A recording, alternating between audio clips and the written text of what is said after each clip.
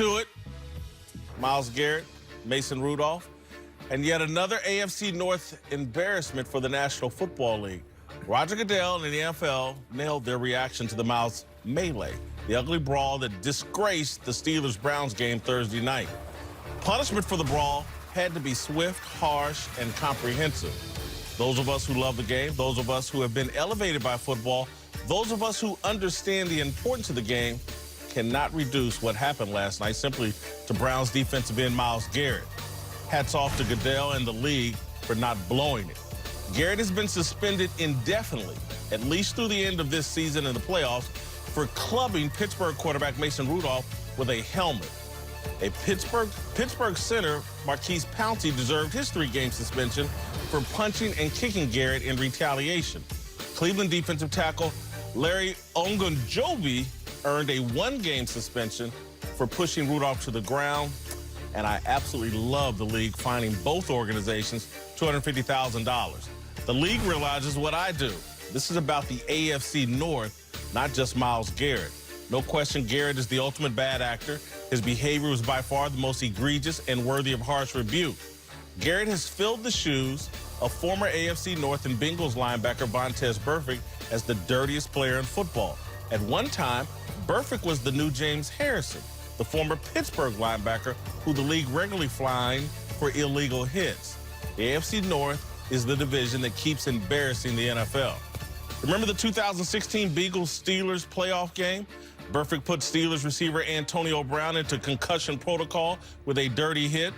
Pittsburgh assistant coaches Joey Porter and Mike Munchak made fools of themselves. Porter ran onto the field during a skirmish. Munchak pulled the hair of a Bengals player. Last night's game was a reenactment of that Bengals-Steelers clash. The Browns knocked Pittsburgh receivers Juju Smith-Schuster and Deontay Johnson from the game and into the concussion protocol with helmet-to-helmet hits. Earlier in the game, the refs flagged a Browns defensive lineman for roughing the passer when he launched himself and his helmet into Rudolph's head. The Browns played a dirty game. That's on head coach Freddie Kitchens. His team is the most penalized in the NFL this season. The Browns are tied with the Ravens at 8 for the most roughing the passer penalties. So far this season, Garrett had ended Jets quarterback Trevor Siemian's season with an illegal delivery sack. He punched tight end Delaney Walker. He's been flagged twice for roughing the passer and once for unsportsmanlike conduct. Garrett solely instigated last night's melee. The game was over. The Browns were leading by 2 touchdowns. The Steelers were running out the remaining 15 seconds on the clock when Garrett executed a delivery sack, which is a hit on the quarterback in the moment after he's thrown the football, and then twirled and flung Mason Rudolph to the ground. Rudolph responded by pushing and tugging at Garrett's helmet. Garrett overreacted and escalated a minor incident into a brawl that damages the NFL and football. You can quibble that the Steelers did nothing wrong last night and didn't deserve to be fined, but the Steelers were fined for past behavior and contributing to a culture of dirty play in the AFC North. All right, joining the desk now are Fox NFL analyst TJ Houshmandzadeh, Super Bowl champion Brady Poppinga. LeVar, start us off. Did the NFL get this right? Oh, I think they largely in part got it right. Largely in largely. I think largely in part. I think it would have totally been correct if Mason Rudolph is on the suspension list. I really do. I think that may be the only miss. Well, it's interesting because when you look at, and I had conversations with some league officials and sources close to what took place. The three terms that are being used is choices, intent, and action. All right, now it's not clear to be able to establish the intent of Mason Rudolph and the entire deal. Early on in the play, when he gets tackled, when he gets almost sacked, you can look at it and say there could be a finable offense for him grabbing onto Myles Garrett's helmet.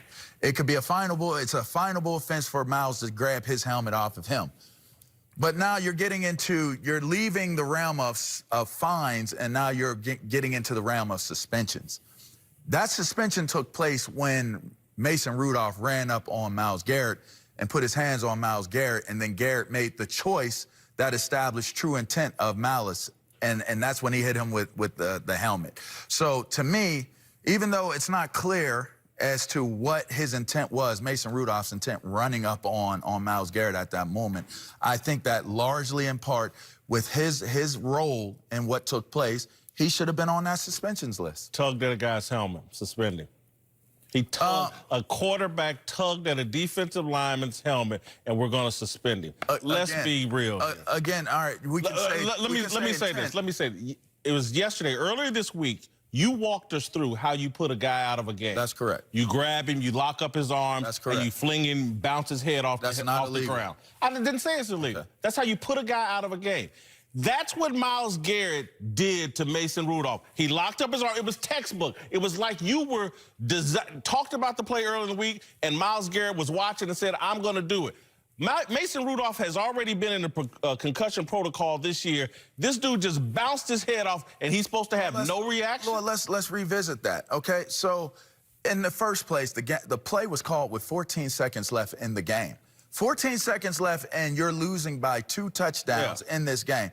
Why call a play where you release the defensive end Mike to come Tomlin's fault. He should be suspended. I'm not saying whose fault it is. I'm saying I'm merely giving you the factual information here. Why call a running back screen play with 14 seconds left on the clock? Secondly, let's go. Well, secondly, let's go back to intent.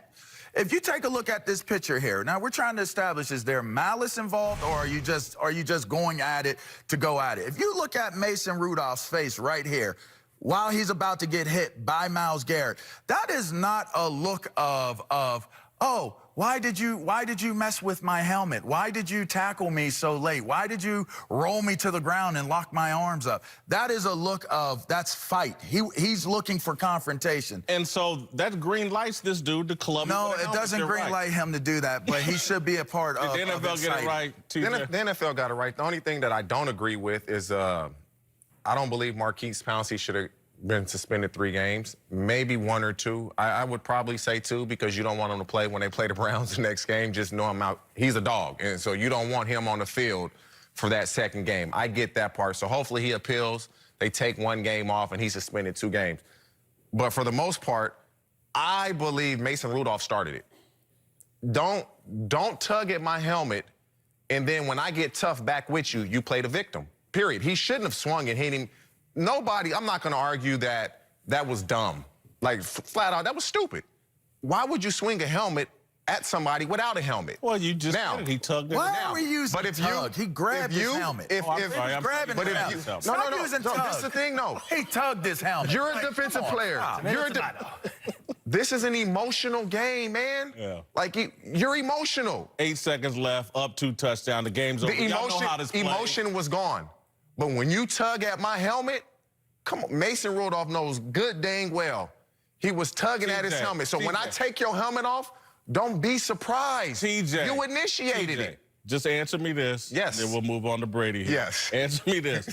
When Myles Garrett, delivery sack, the ball's gone, he twirls him, bounces. Okay, wait. Hey, Jake, when you watch when you watch it, perfectly legal play. Who hit the ground first, Myles Garrett or Mason Rudolph when he delivered? I know whose head hit the ground. No, Myles Garrett landed on his back. Mason Rudolph was on top of him, and he rolled him over.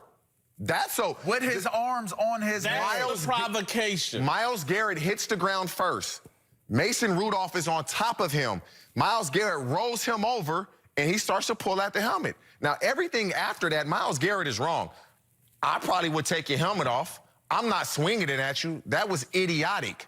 But to answer your question, I don't think Maurkice Pouncey should have been suspended 3 games. No reason to take this guy. Go ahead, Brady. Go ahead. Yeah, well, in my view, the NFL, Roger Goodell, in the context of football, got it right. But what Myles Garrett did was not a football move. It was completely outside of football, and that's because the helmet came off. And so in that case, we got to go criminal here.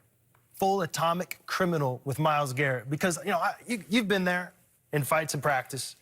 We all keep our helmets on usually, and everybody, what are we doing? We're punching each other in the face mask and in the helmet, because we know very well we're sending more of a message of a boundary than trying to inflict pain onto somebody that can be potentially damaging and ultimately maybe life-threatening. I don't know, we're messing with the head here.